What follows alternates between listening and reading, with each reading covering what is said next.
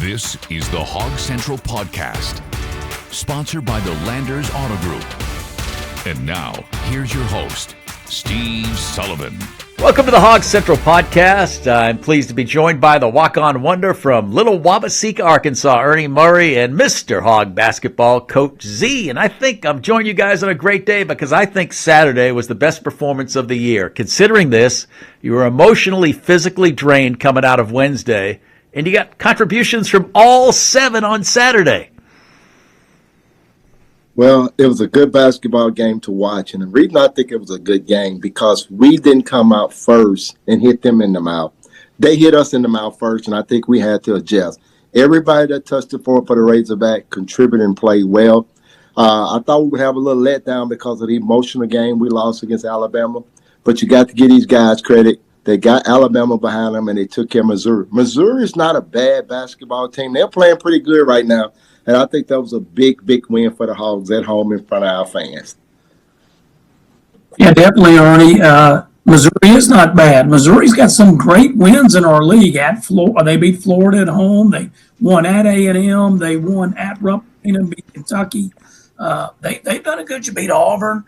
They've had some good wins. They just had some really confusing losses, like LSU, and they got smacked at home by Texas, and They've kind of, they got blown out by Illinois, blown out by Kansas, but they are a pretty good team. And the Hogs, I thought it was by far about the last 25 minutes to go along with what you said, Sully, from about 5 minutes before halftime and then all the way to the end of the game. Razorbacks were outstanding. Sully, we were down by 7 points with 5:20 or 5:30 to go in the first half. And the horn sounds, and he doesn't sub Darius very often, and he takes Darius out. We're down 7, Sully. And I'm like, Coach, we might need to leave him. Yeah, I'm thinking the same thing. And then I thought he might leave him till the under 4-minute media. No. And then he would put him back in. But between the 5:30 mark or 5:20 mark and the media timeout, we had this great run, and he didn't put him back in. And the time that he was out, Sully, we outscored them by 13 points. That's not against Darius. Yeah. That goes what you're saying. Those other 7 guys, the 5 that were out there when Acuff was out, they played tremendous. And you go from being down 42 to 35 to being up by 6, 47-41. I guess it was it wasn't 42-35. I guess it was 32-20, whatever it was. It was a 7-point game that we were behind. No, it was 35-28. 35-28, we're down. And by halftime, we're up 47-41. It was plus 13, but Darius sitting out. That's how good them other guys play. Yeah, we talk about plus minus. He was -5 for the game. Oh, yeah. I mean, that's right. For our plus minuses, him and Nick Pringle were the worst ones. Minus and -5, and the best one was -15, Malik Thomas. The second best was, it was plus 15. Plus 15, Malik Thomas, and then there was the plus 12, which was Malik Ewan. Hey, let's talk about the other Malik Ewing. Ewan, I think he's the X factor in this team, and I love that they got him going on Saturday because Pringle has nothing in his DNA to say he's going to be a consistent offensive performer. But Malik Ewan is the type of guy that should never, ever get a 0 like he got against Alabama up and down the floor. And I think that guy's got to be consistent every night if we're going to be a force in the NCAA tournament. Give him credit. He played terrible at Alabama, missed 2 key dunks, braced his sticks back to win the basketball game. He got over that. Came out against Missouri and played like he should play. You got to give Pringle credit. He asked Coach Cal, he said Malik has earned the right to start the second half. Mm-hmm.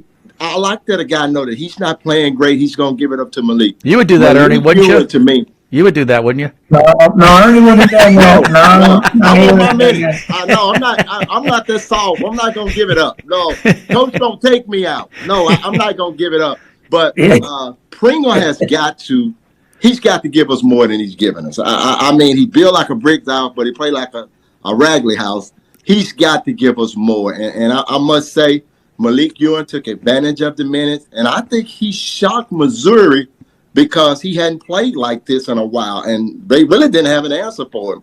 Played great, and you got to be happy for the kid. This team, I keep saying this, they got everything. They got bigs, they got guards, they got shooter, they got Billy, they got everything. It just depends on if they all show up on the same day. This team can go a long way. And I keep saying this, we're only playing 7. I don't think Missouri played but 8 or 9. But our 7 produced on Saturday, and we need to take that same energy Wednesday night to Texas A&M. They're going to come in, and they're going to play us 94 feet, and that worries me a little bit. But Texas A&M don't have the talent we have. They have a couple key players. We just need to keep driving like we're doing. And, hey, I was happy to see A-Cup go out, and this team still could thrive. When he's been going out, they hadn't been doing anything, and I'm so happy that he got a chance to get a rest. He's got a bum ankle. That's what they keep saying. I don't know if it's true or not, but he needs rest. And if we're going to go further in the year, I think 32 to 35 minutes is what he needs to play every night. Ernie, he got his rest on Saturday. He's going to play a lot the rest of the season. Yeah. Hey, Z, I didn't know Missouri was that tall. They're the 7th tallest team in college basketball, and I thought their height really gave us a problem early in the game. But I thought we adjusted and battled their bigs in the second half, especially, and when we came back in the first half. Well, they got 2 bigs that are really good. Mark Mitchell, he knows about 6'9", but that Trent Pierce, 6'10" or so, has really gotten better. He can shoot the basketball. Pierce had 22 on us. And then they got Big Phillips inside, and he's not had a phenomenal season, but he's getting better and better. Number 15, Sean Phillips. So that's 3 pretty good bigs. But what gets them to the 7th or whatever biggest team in the country is big number 7 that they bring. He's 7'5". He's still got some work to do. He got a couple of dunks. Yeah, if he gets around the basket, he can dunk the basketball. I think he went 2 for 5. You're right, he had 2 dunks. His name is he came in the ball game. Trent Burns. They threw it to him at the top, 7'5". We're just getting away from him, and he launches a 3 bomb. Wow. But hit the backboard first. But he did shoot. He hit 2. He took 2 3-pointers. Didn't make either one of them. But it's not to pick on him. But he's 7'5". That helps your numbers. But man, Trent Pierce, I really like him. He's outstanding. Now, he wore number 11 the other day, and he's not going to rebound any, and he doesn't play phenomenal defense. But he can score, man. He can shoot the basketball. He made 3 threes against us. Trent Pierce. He's a Tulsa kid. But I think our bigs played pretty good, Sully. Nick didn't do a ton, but as you said, Malik Ewing, Trevin Brazil. If we're going to beat Florida, those 2 have to play very well. Nick Pringle's going to have to play very well. Billy Richmond will have to play very well. Those guys are talented. Our bigs at times have underachieved it this year.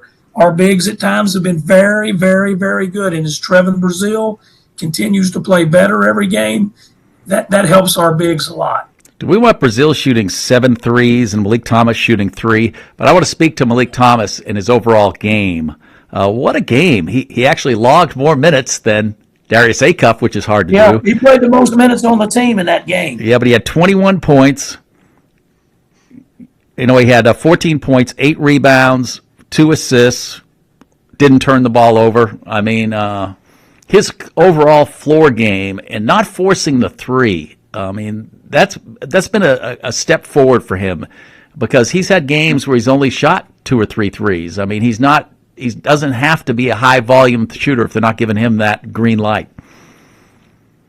I really think Malik Thomas is Billy Richmond in a different aspect.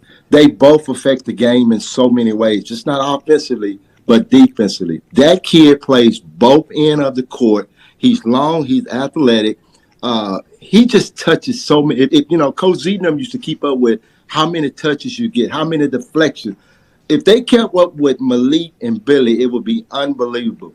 Going back to your point, Sully, I don't have a problem with Brazil shooting the basketball because he shot the basketball pretty good the other day, but I much would rather have Malik shooting because it looks better when it leaves Malik's hand.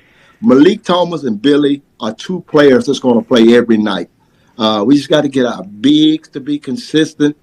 But A-Cup is going to do good. We just need to keep grinding and get this team to where everybody's clicking on all cylinders.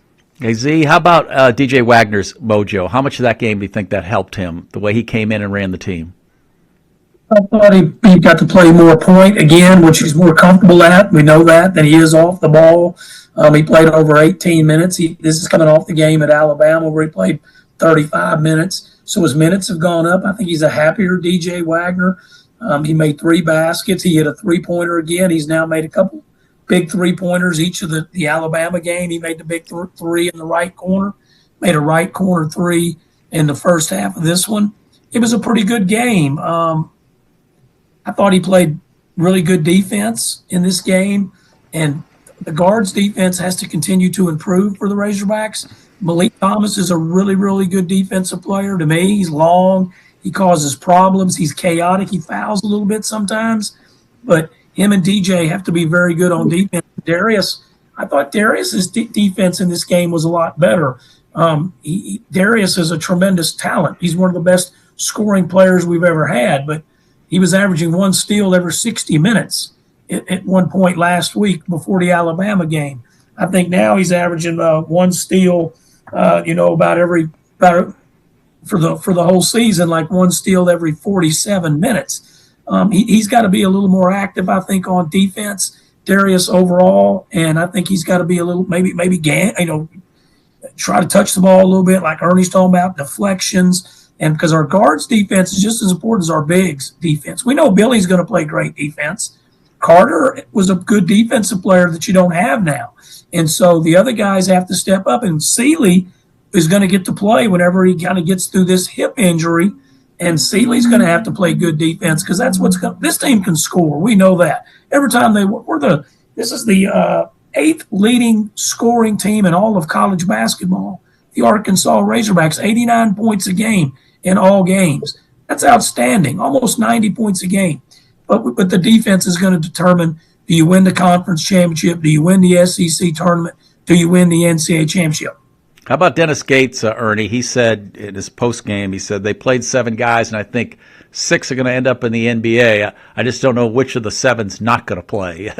Obviously, in his eyes, that's the most talented team he's played this year. Well, we got a lot of talent. We got a lot of guys I think can play at the next level, but we have to do it by committee. And I said this the other night when we were playing. We are great offensively, but if we ever turn our defense up to be half as great as our offense, we're the best team in the country. So we got to do it on the D. I agree with Coach Z.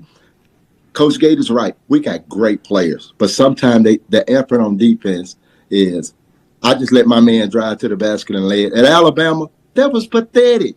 Just take the ball. When we went up 14 points on Alabama, Coach Oates called the timeout and said, go to the hole. He'd take his best 2 players out, and they just drive to the hole, lay it up, foul somebody before they get to the rack. To me, defense is all about effort. If you're going to win the national championship, you're going to have to play some defense. And in the Alabama game, we did. But in the Missouri game, we did. And I think Coach Cal did a good job of making them guard somebody in the Missouri game. Give Dennis Gate credit. He knew Arkansas was talented. He came in and tried to play us a good basketball game. But at the end, our talent just was a little bit better than theirs. And I tell you what, I don't want to play Missouri in the tournament. I think on the neutral court, if they play like they did the other night, they could give us problems because they got bigs, they got guard, and they are very long and athletic. So are we. We just need to bring our A game every night. Win Wednesday night, and then worry about Saturday. I think the biggest game is the game on the schedule, which is Texas A&M, which I don't think going to be a cakewalk in the park. I think it's going to be a little tough because they play a different style. I don't think they have the players we have. We just have to come out, hit them in the mouth early like Benny did, and I think they'll fold. But I like our team. I like where we are. I think this team has a chance to win the SEC outright. But you got to win the next 2 games. Darius Acuff, Coach Z, he kind of powered down a little Saturday and still has 20 points, 5 assists, and he drew 9 fouls. I mean, this guy could have come out and tried to score 35 again, but, he just took the points when they came to him, made some great passes, and just a very mature player. He's not out to set any records. It's all about, what do I do to make my team better? Yeah, he's so good. He's so strong, so physical, and he still played 35 minutes. 4 minutes. Yeah, and so it wasn't like he got a whole lot of rest. I think he had one turnover where he came off the ball screen and threw it out of bounds. But other than that, he was so good with the ball, just controlled the flow. Again, mentioned it a minute ago. I just think his defense was a lot better. He got in a stance. He kept guards in front of him. I thought he really was a difference on defense. And anytime, you're scoring 20 points and it doesn't seem like a good game. And the reason was our fans come to Bud Walton Arena. They're looking at a guy they think is going to be the number one pick in the draft. You want to see him score more than 4 buckets. And he only had 4 baskets, and one of those was a three-pointer. It wasn't his best offensive game, but he knew he wasn't shooting it as well, and he wasn't able to finish on his drives as easily as he normally does. So he became more of a facilitator, and he said, I'm going to get my shoulders into you. And I think he really made a conscious effort to get fouled. And you said it. He drew 9 fouls. And this guy doesn't foul. He averages like a half of a foul a game. And so on one end, he's not fouling any. Now, I'm like Ernie. There was a couple times Trent Burns, who I don't think shoots free throws very good, and big Sean Phillips, they got the ball, and he got switched off. And he was standing right under the basket with him. You know what he needs to do right there, Ernie? Wow.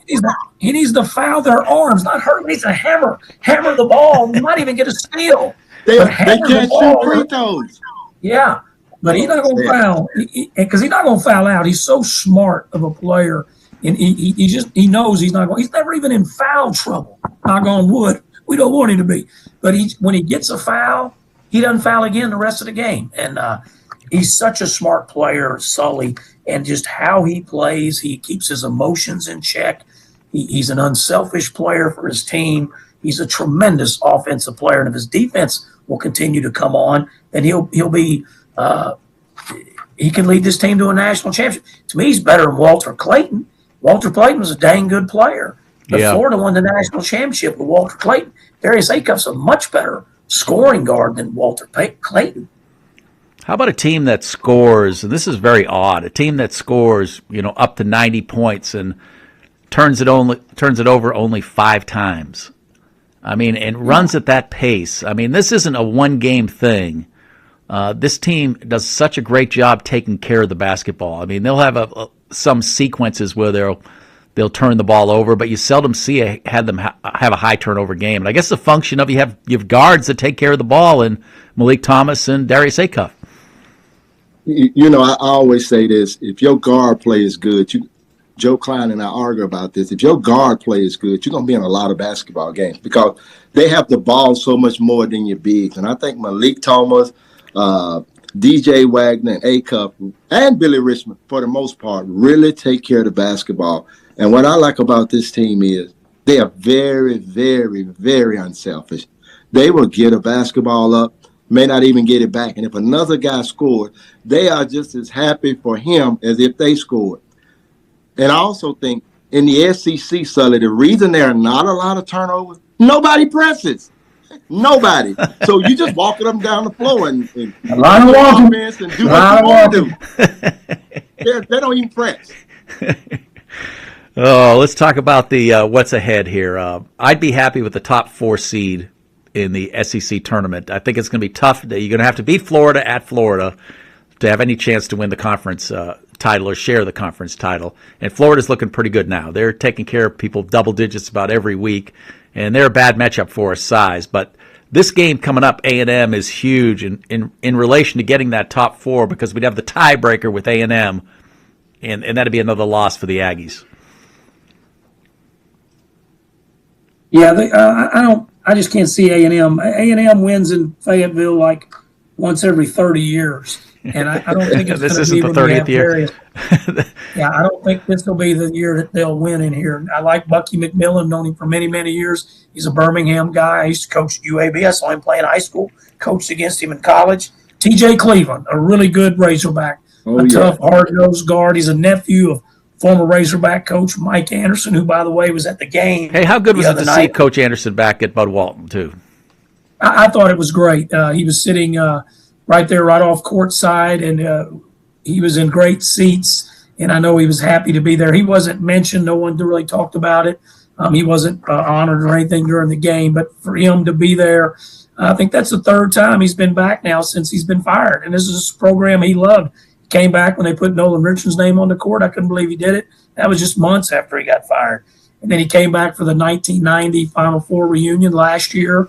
And this is the third time he's been in the building since he's been. Most coaches don't come back around. Yeah. But he loved being here. He's not coaching now, so he's got time. And he was here. He was an assistant or a head coach here 25 years. And, there's a lot of people don't like him and don't appreciate him. But I think a lot of people like Mike Anderson. I think I think they're disappointed that it didn't work out. But the fact that they remember the good years under, and he's one guy too. I think he was punished because he was assistant under Nolan Richardson, and for so many years, Arkansas got no respect. They, the folks that were running college football and analyzing would say, "Oh, they just throw it out there and they let him go," and it wasn't until late in Nolan's that he really get his due, that he was a great coach. Yeah. He had about a 12-year run that they finally gave him some respect. But I think Mike was punished that he started his head coaching career later than he should have, especially in this current age. If he would have had that kind of success, bang, he would have been gone. He called me on the way to Fayetteville. I was a little under the weather, and he said, "You're not going to the game?" And I was shocked, excuse me, that he was driving from Texas to watch the Arkansas Razorbacks play. Mike Anderson is a superhuman being. He's a dear, dear friend of mine. And I think he came to Arkansas at a time when people thought that he was going to be Coach Richardson. There's only one Coach Richardson. And I know people thought we could get it done. You got to give him credit. He went to Missouri, took a program that was bad, and put them on the map. And probably he may have some regrets that he came to Arkansas, but I came over there when Coach Z was there and they was coaching, and they were rolling. They had it going on. And sometimes when you leave one place and you got it rolling and go to another school, you just can't get it going. Mike Anderson is a great human being. That's who we needed to run the program when he came. He had his chance, and he just never could get. Just every night we just couldn't get over the hump. Mm-hmm. And I think I love him. I think he was great. Coach Z, you're right. I think they should have acknowledged him on Saturday. I don't know what that's about. Hey, that's over with. So he came back to support the Arkansas Razorback, and let's give him his due. He did a great job. No one knows him better than Coach Z. Yeah, he was really good to me, and I've known him since 1986 when I was a freshman at Arkansas, and I worked for him for 17 years, and he was at 3 different universities, but it was nice to see him back in the building, as you asked there, Sully, and I know he appreciated being there. When he wanted to come back, he called me a few weeks ago, Sully, and he said, "I want to sit and watch a game with Coach Richardson. I never get to do that." Yeah. And that's what he wanted to do. And Coach Richardson didn't feel like coming to the game. And so it ended up being Coach and his son, Mike Anderson Jr., who still lives here in Springdale, Arkansas, and a father of 3 beautiful little girls. And then, Coach's oldest daughter, Darshita, is in the Dallas area. She had 4 children. So he's got 4 grandkids down there. That's what drew him back to Texas when he got out of coaching, when everything went down for him at St. John's. So I know he wanted to hang out with Coach Richardson, and I know he got to see him. He just didn't get to watch the game with him. So hopefully that'll happen sometime in the future. All right, gentlemen, if you had to put a number on how many SEC wins this team's going to end up with, what are you saying? I know Ken Palm has it at 12 wins, 12-6. That's what I said earlier. Coach Z said it was going to be 14-4. I think we finished the season 13-5. I think Florida will beat us at Florida. Yeah, that's a pretty good. That's a good. You are the glass almost full guy. What do you say? Yeah, well, we'll get to 13. But the question is, can we go to Florida? It's going to be a big game. College game day is going to be there, which is great for our university, great for the Razorback brand. That's huge publicity. But if you could get that, you get to 14. I think we'll win the other ones. We're going to beat Texas A&M and Texas at home. It won't be easy. Missouri will be tough at Missouri. That one will be hard. That'll be hard.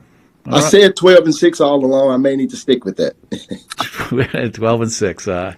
It'll be interesting to see how it all shakes out. You did say that early on. That was a pretty good Yeah, number. what a horrible loss for Kentucky over the weekend. I mean, Oh my goodness. that team has been up and down all season long, and unfortunately, they had one of their ups at Bud Walton Arena.